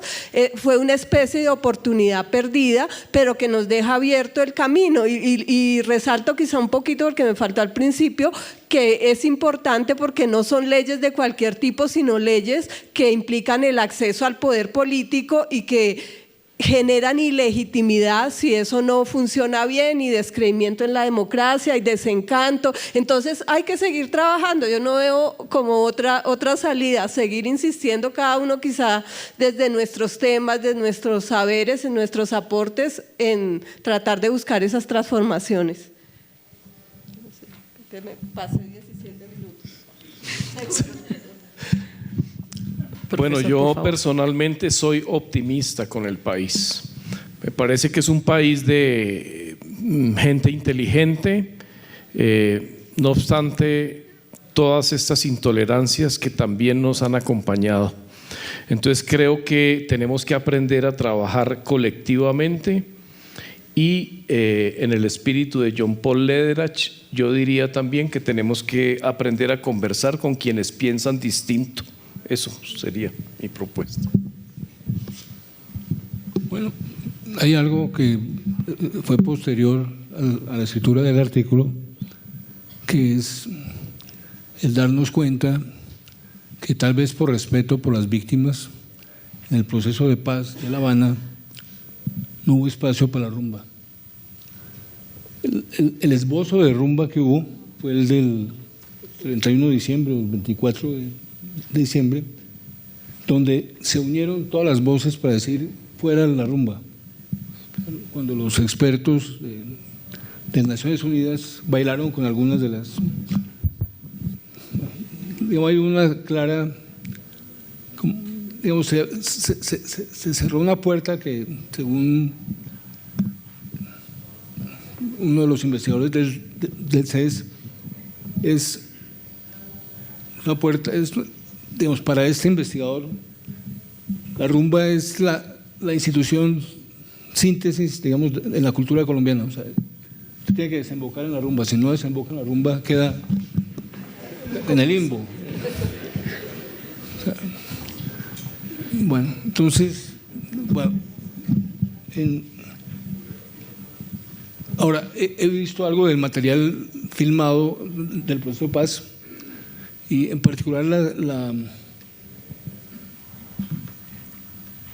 desmovilización de las FARC sí se caracterizó por un cierto esfuerzo de hacer rumba, pero esa rumba no fue nunca mostrada a la sociedad. Y creo que pues, no hemos hablado prácticamente del plebiscito, pero creo que,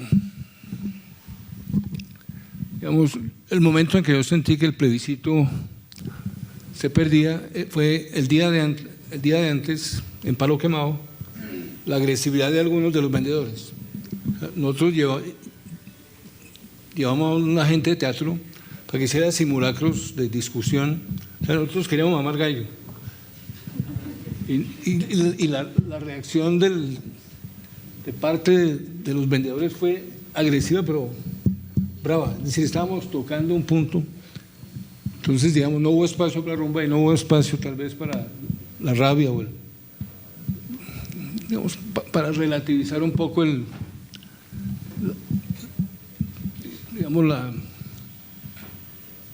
pues,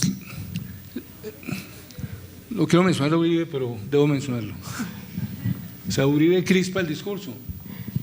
Entonces, digamos, tenemos que encontrar alguna manera de evitar que logren su objetivo. O sea, se toma muy en serio. Gracias. Bueno, yo creo que la cosa acá es tomar el tema con la complejidad que Mauricio decía y entender que el tema de la paz es un tema multidimensional y que tiene una complejidad, que tiene todos los enfoques y todas las partes, y creo que la cultura puede ser un muy buen cemento para justamente unir todas esas partes y todas esas cosas que se debe hacer. La cultura no es quieta, la cultura se puede transformar, la cultura se puede mover, la cultura se puede cambiar. Si nosotros logramos utilizar la cultura y sobre todo a las personas que son las que hacen parte de esa cultura como la base para el resto de transformaciones que hay que hacer, yo creo que es mucho más fácil transformar la cosa.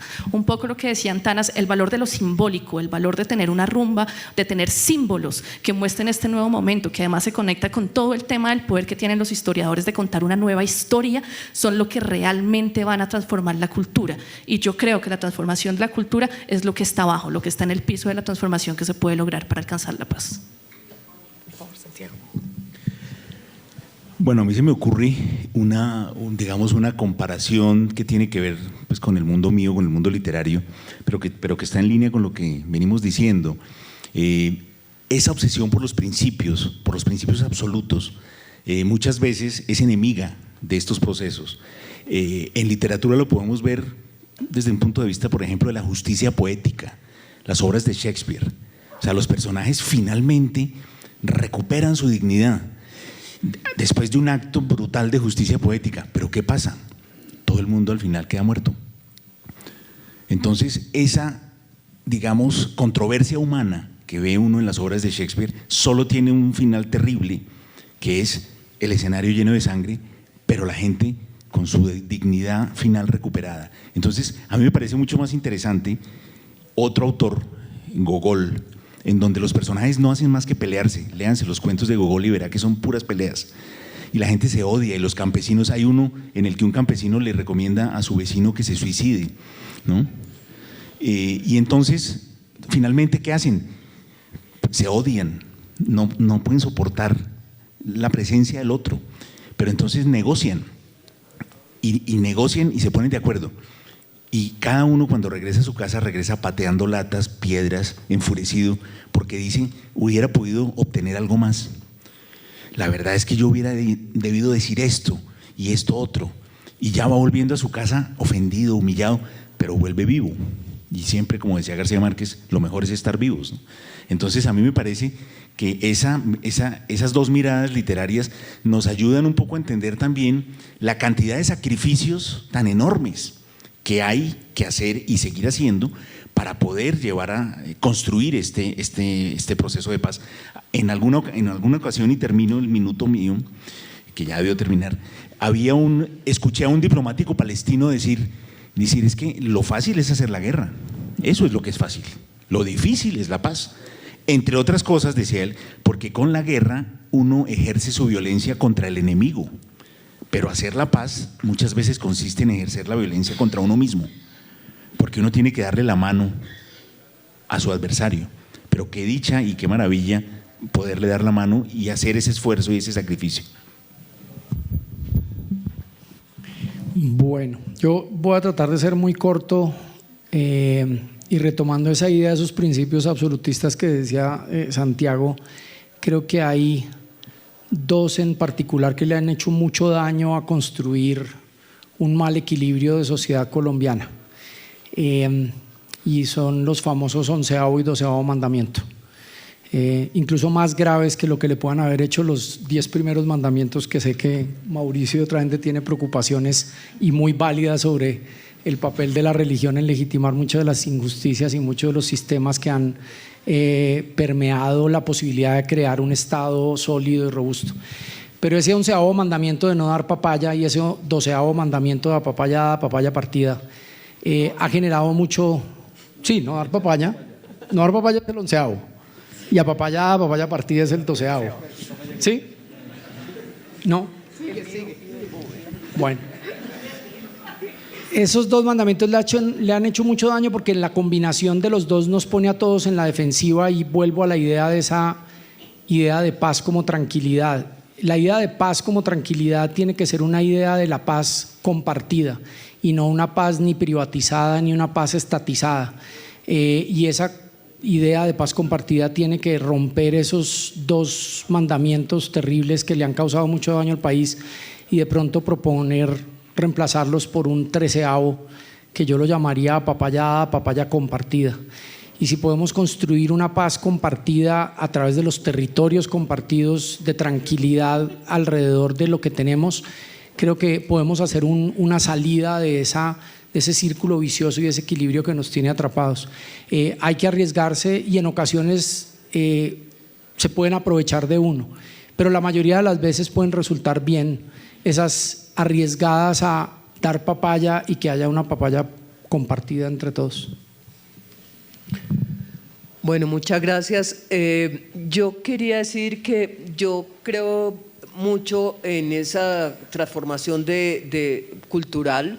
Creo que las estructuras de reconocimiento son parte pues son mentales, obviamente son estructuras mentales que son las que más duran y las más difíciles de romper. Pero también quiero decir que cuando hablamos de ser iguales y no tenerle miedo a la igualdad, no es la igualdad homogénea, sino obviamente la igualdad en la diferencia. Y conectar con algo que es esa idea de la identidad nacional. De eso es que quiero decir. A mí me preocupa un poquito la idea de la identidad nacional, que aquí es un lugar común, porque uno no puede pensar en una identidad nacional homogénea. Y yo creo que la famosísima teoría que probablemente muchos de los que están aquí conocen de comunidades imaginadas, de Benedict Anderson como base de la nacionalidad, es algo que tenemos que poner plural. y creer que dentro de nuestra comunidad hay muchas comunidades imaginadas.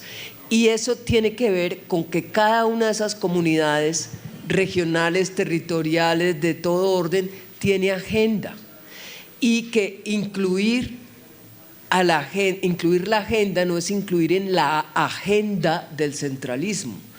No es que, yo incluyo, sí, lo voy a incluir en mi agenda. No, es incluir la agenda del otro. Es mucho más complicado. Incluir las agendas de tantas comunidades imaginadas, incluir las agendas de tantas, obviamente no exactas, hay que negociar, pero esa conversada, esa negociada es el camino. Yo creo que no creo que la paz sea el fin de la contienda sigue hasta el fin de los siglos. El problema es cómo contendemos, y tenemos que contender respetándonos, reconociéndonos como parte de una misma gran comunidad que reúne a muchas. Esa es lo que pensaría. Bueno, yo aprovecho mi minuto para dos ideas. La primera, para rebatir que bueno, a veces se caen en esos estereotipos, que la salida de la violencia es la paz. En ese rollo diría directamente, la salida de la violencia en Colombia es el conflicto. Colombia no tuvo conflictos en los últimos 30, 40 años. Esos conflictos estuvieron conflictos sindicales, sociales y demás, aplastados totalmente, y lo que vamos es a una sociedad de conflictos, en el buen sentido, ¿sí? En el entendido de que en esa sociedad y en esos conflictos es donde vamos a encontrar lo que no está funcionando, lo que discutimos entre nosotros y qué soluciones les vamos a encontrar. Pero esa idea del posconflicto pues justamente apaga eso y es un gravísimo error. Y lo segundo, tal vez retomando el diálogo que hicimos con Mauricio en la revista Arcadia, pues aprovechando, pues yo sí quiero señalar realmente para los lectores que este libro, me parece un bello libro, tiene mucha imaginación. Aquí lo que falta es imaginación. Si ustedes se han sentado, si han soportado los debates presidenciales, lamentablemente Antanas no estuvo en este debate, porque al final termina siendo supremamente planos, cuidándose unos contra otros, unos frente a otros, y ideas nuevas no hay. Hay énfasis, hay punticos aquí y allá, hay 3 o 4 cosas, pero ideas nuevas no hay. Y esto sí es una invitación, porque aquí hay 25 autores que pusieron en el sartén ideas nuevas. Terminaría diciendo, como hicimos en el foro de Arcadia, que pues aprovechando el cincuentenario de mayo del 68, pues le demos una vuelta a esta cosa de la imaginación al poder y pensemos más bien es en la imaginación para retar al poder. Aquí hay retos y yo sí los invito a que la lectura los estimule a pensar que lo que necesitamos son imaginación, ideas. Bien, pues muchas gracias. Yo no soy... bueno, perdón, profe. Sí, falta su minuto, tiene toda la razón. Por favor. Es que como hablo al comienzo y hablo después, pero perdón.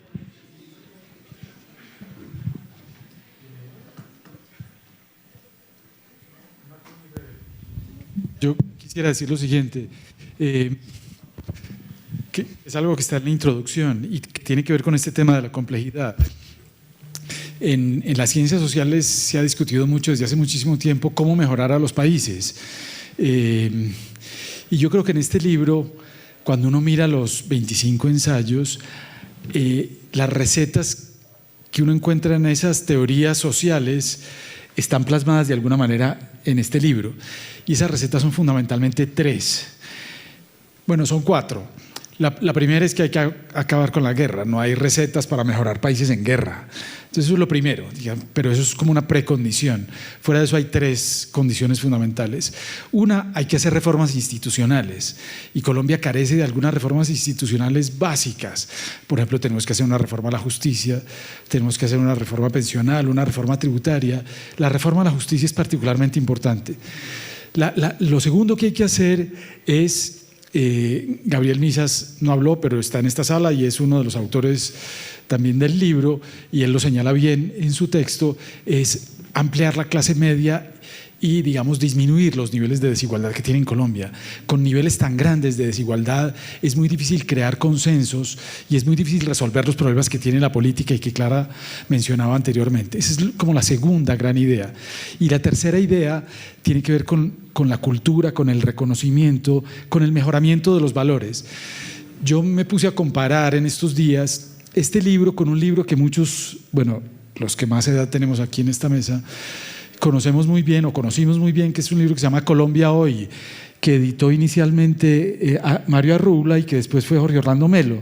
Ese libro tuvo 40.000 ventas, 40.000 ejemplares vendidos. Ojalá este llegue siquiera a la mitad, aunque debería llegar a más, dado el aumento de la población. Pero ese libro es de, Margarita, ¿ese libro de qué año es? Como de los 60, 70. 72, 72. Bueno. Pero tuvo reediciones. Sí, muchas. Sí, muchas. Pero cuando uno compara ese libro con este libro, que tiene, digamos, algo de similitud, porque tiene muchas cosas distintas, una de las características de este libro es el énfasis que muchos autores, yo diría 6 o 7 o más tal vez, le dan a la necesidad de mejorar los sentimientos morales en el país. Eso no existía en Colombia Hoy de hace 40 años. Es una característica nueva. Hay muchos textos que hablan de eso, y eso tiene que ver con el tercer elemento, que es el elemento de la cultura. Bien, pues que puede uno aplaudir a estos autores. Muchísimas gracias. Yo sé que no les gusta hablar de recetas. La primera que me levantó la mano fue la profesora Margarita, pero creo que recetas es una forma, digamos, muy coloquial de decirle a lo que ustedes intentaron hacer y hicieron en este libro, bastante recomendado. Y yo me tomo la licencia de 1 minuto, aunque no soy autora de este libro, porque no puedo resistir la tentación de contarles que estuve durante 4 días en un territorio muy extenso y muy hermoso de Colombia que se llama La Uribe, municipio del Meta. Y estuve visitando 2 nuevos asentamientos o 2 nuevos puntos de reagrupamiento de excombatientes de las FARC, fuera de la figura legal de los famosos CTCRs. Me encontré en un lugar de ellos con 350 excombatientes, en otro con cerca de 60. Y lo que les quiero compartir es la necesidad, digamos, casi que suena absurdo tomarme la vocería de esos hombres y de esas mujeres, pero por lo menos contarles lo que vi. Lo van a leer próximamente en las páginas del periódico y lo verán en los videos que vamos a publicar. Pero qué enorme falta nos hace la empatía. En uno de esos asentamientos, estos hombres y mujeres siguen viviendo entre el barro, en carpas de plástico y lona verde, camas de madera que no son camas, sino pues son camastros hechos por ellos mismos. En el otro tienen un poco más de comodidades, si se llama así, tienen algunas carpas, etcétera. Pero finalmente me dejan 2 lecciones. Primero, ellos sí trabajan por un colectivo. Todo lo que cultivan, todo lo que hacen en ese espacio es para todos, algo que a nosotros nos falta entender, ese sentimiento de lo colectivo. Sus hijos comen lo mismo del que fue el jefe, del que fue el guerrillero raso o el excombatiente raso. Todos comen lo mismo, preparan lo mismo, todo lo que reciben de su estipendio de los 700,000 pesos, que no son nada y ustedes saben qué significa eso, lo suman para comprar cada uno sus vacas y tienen sus cuentas colectivas. Así que a mí, cuando hoy los escuchaba a todos y cuando leía este libro y vi, para mí fue una gran lección poder apreciar a estas personas que no tienen absolutamente nada, porque no tienen ni siquiera la tierra donde la están trabajando, la tienen en arriendo y están pidiéndole al Estado una solución. Así que, digamos, lo que quiero dejar como mensaje es la empatía y cómo nos falta aprender de estas personas que salieron de la guerra, que posiblemente hicieron todos ellos mucho daño, pero que hoy se piensan en colectivo y están pidiendo una oportunidad. Y ese es como el mensaje que quiero dejarles a ustedes, que seamos empáticos con estos hombres y estas mujeres. Sus jefes están buscando unas oportunidades y seguramente las tendrán, pero el exguerrillero, el excombatiente raso, tiene muy pocas o casi nulas oportunidades de salir adelante, y creo que la sociedad colombiana y el Estado tienen una enorme tarea allí, ahora que estamos hablando de construcción de paz. Muchas gracias y perdonen por el atrevimiento de este minuto que me tomé.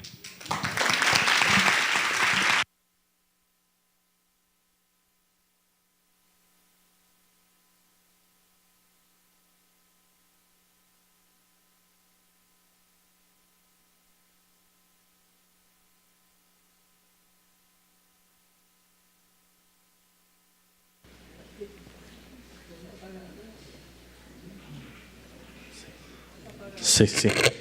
Bueno, llegamos al momento de cierre de nuestro evento.